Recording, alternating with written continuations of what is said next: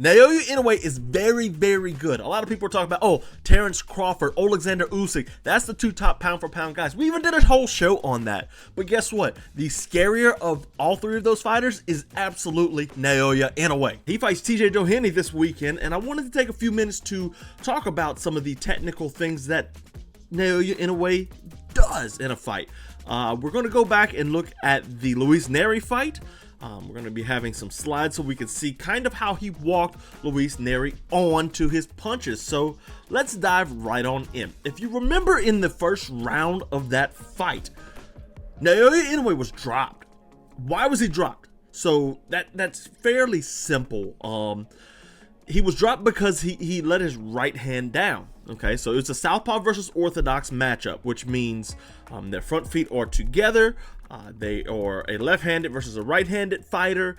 It is a dynamic matchup. It's actually one of the more fun matchup styles to analyze. So this one was super interesting because Luis Nery did knock down Naoya Inoue. Now, Inoue ran through Stephen Fulton in the fight before, and you're thinking to yourself, like, yeah, he should run through Luis Nery. But the guys that were in the know, like Combat Chronicles, shout out, for example, he pointed out that Nery's not as easy of a fight as Inoue is. Now, we won't be speculating too much on the TJ Doheny fight. I really want to highlight what Naoya Inoue did. So, point blank, he was dropped because he dropped his right hand down as he was exiting.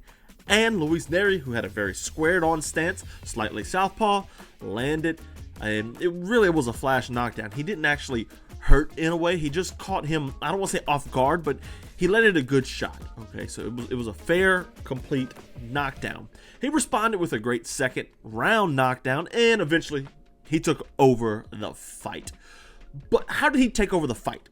What did he do to Luis Nery that really changed the way? Well, if you notice in the beginning of the fight, up until the first knockdown, Naoya Inoue was coming forward, okay? And as he's coming forward, that gives Nery the opportunity to walk him onto a punch. So Inoue said, hey, that's a good idea. I'm going to do that. I'm going to walk you on to a punch. The first knockdown or the only knockdown from Nery, I should say, was because Inoue was looking for the uppercut going forward, the right rear uppercut. He wanted to walk Luis Nery onto that, so here's how he did it. We start off our frame here with Nery coming forward. Notice his frame here.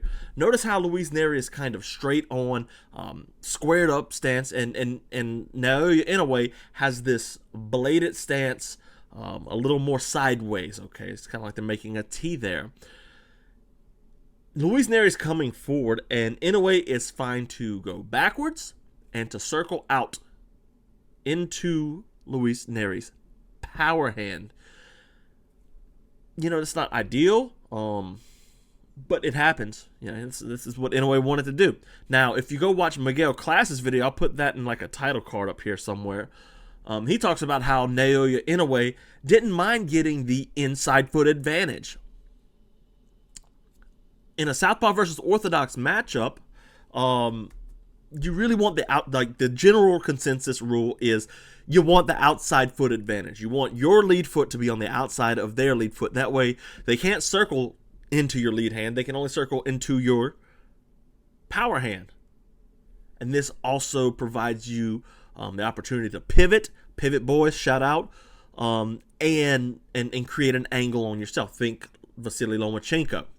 Okay, so going back to this, Inoue's fine with the inside foot position. Manny Pacquiao's great at this. He's fine with the inside foot position. Luis Nery is coming forward, and Inoue is on his back foot. Keep that in mind. As Nery's coming forward, look how square his stance is. He is straight on, and Inoue drops that right hand. He's throwing the punch this time, so the danger's there. The issue with the first knockdown wasn't on the punch, it was on the exit. Okay, so keep that in mind. Inoue drops. He's touching the guard of Luis Nery, who brings up this high guard. The perfect weapon for a high Mexican guard is an uppercut right up the middle. They got their eyes covered. They're looking down. They can't see the punch coming. And, I mean, look where my arms are. The only real punch you could do there is a Dutch hand trap, which Inoue's not going to do, or an uppercut up the middle. And that's what he does. to the body this time. Notice the foot position of Naoya Inoue. Notice the foot position. He's on the inside. This is a brutal uppercut to the body. One of those crushing ones. That'll knock down people. Now, granted, it looks like Luis Nery got his elbows down there to kind of take some steam off the punch. Sure. But Inoue, for sure, landed. And notice, Nery comes with that same left hook. That's his power shot. Remember, he's a southpaw. So that same left hook. Look where Inoue's hand is. Up high. You're not getting me this time. Immediate adjustment from Naoya Inoue. Immediate adjustment. And that kind of just took the steam out of everything Luis Nery was doing. On his back foot, so he's moving backwards away from the punch instead of coming in and looking for a uppercut as he's coming forward, as Naoya Inoue likes to do. Instead, he's going backwards. His right hand is up. He's blocking the power shot. And that pretty much took all of the steam out of Luis Nery's sails. That was it. That was a wrap for him. Might as well call the fight there. I mean, obviously, you got puncher's chance, yada, yada, blah, blah, but that adjustment by Naoya Inoue and the failure to adjust to Inoue's adjustment from Luis Nery ended that fight right there as far as I'm concerned. Ended it. And next, I want to take a look at the ending sequence. This is I think it was round 6. That was the finish, correct? Correct me if I'm wrong, guys, but yeah. So we see, first things first, Inoue is known for his left hook. Everybody always talks about the left hook of Naoya Inoue. He's showing in his last 3 fights it's not just his left hook that's the best weapon. So look at this right here. He touches with his lead hand as Luis Nery, who's already hurt, is against the ropes. Luis Nery is against the ropes. He's hurt. He wants nothing to do with whatever Inoue's doing. And after he's knocked Luis Nery down a couple times, you'll notice that Inoue starts coming forward again. He's coming forward, and he's looking to hurt Luis Nery after he's compromised him. Okay, so look, he's touching, and Nery, after getting hit with a body shot and everything, he knows the rear uppercut is coming. And he wants to exchange and throw. So what does he do to exchange and throw? He drops levels, and he comes over the top. Well, it'd be a left hand, so he's coming over the top. So Inoue's like, hey, I got you. You're going to drop levels. Let's punish this. 2 frames here.